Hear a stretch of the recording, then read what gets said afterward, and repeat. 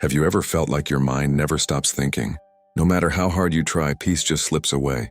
This is the story of a young man who discovered a secret. A simple act that completely changed his life. Once in a quiet town surrounded by tall pine trees, lived a young man named Ethan. He was 26, smart, ambitious, and always busy. On the outside, his life looked perfect, a good job, nice clothes, and many friends. But inside, his mind was a battlefield. Every night as he lay in bed, thoughts rushed like waves. What if I fail? Why am I not as successful as others? What if tomorrow everything goes wrong?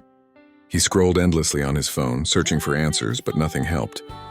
His mind was loud, too loud. Sleep rarely came, and peace felt like a distant dream. One weekend, feeling exhausted and lost, Ethan decided to visit his grandfather's old cottage in the mountains. The place was silent, far from the noise of the city. He hadn't been there in years, but something inside him whispered, "Go there. You might find what you've been looking for." When he arrived, the air smelled of pine and rain.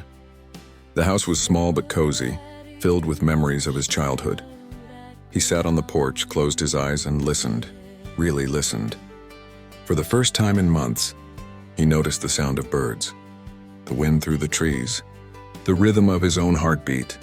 He stayed there for hours, saying nothing, doing nothing. And in that silence, something began to change. The next morning, an old monk from a nearby monastery came to visit. He had known Ethan's grandfather years ago. Seeing Ethan's tired eyes, he smiled gently and said, "You look like someone trying to escape his own thoughts." Ethan nodded, embarrassed. "I just want peace," he said softly. "But I don't know how to stop thinking." The monk chuckled. "You don't stop thinking by fighting your thoughts.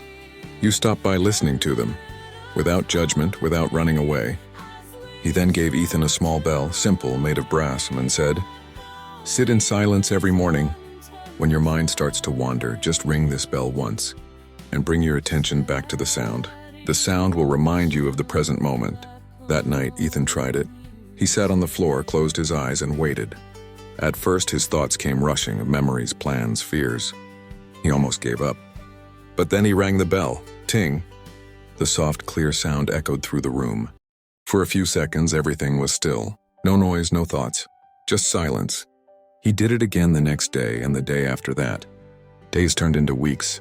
The more he practiced, the quieter his mind became. He noticed things he had never paid attention to before: the softness of the morning light, the taste of water, the calm rhythm of breathing. The silence that once scared him now became his friend.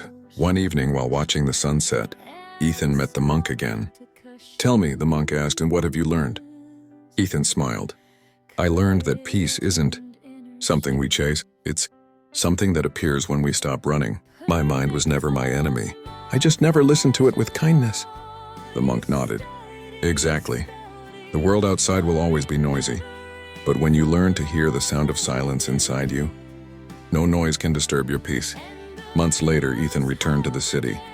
His life hadn't changed from the outside, the same job, same people, same challenges, but he had changed. Now, whenever stress surrounded him, he would pause, close his eyes, and remember the sound of the bell.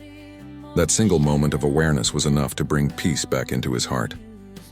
He realized that peace isn't found in places, it's found in presence. Not in what you have, but in how deeply you live each moment. As he looked out his window one night, he whispered to himself, "The mind can be a storm, or it can be a sky. The choice is mine." And for the first time in a very long time, Ethan smiled. If you like this story, give it a like and share it with someone who needs peace in their heart. And remember, silence isn't empty, it's full of answers. See you in the next story, with new thoughts and a calmer mind.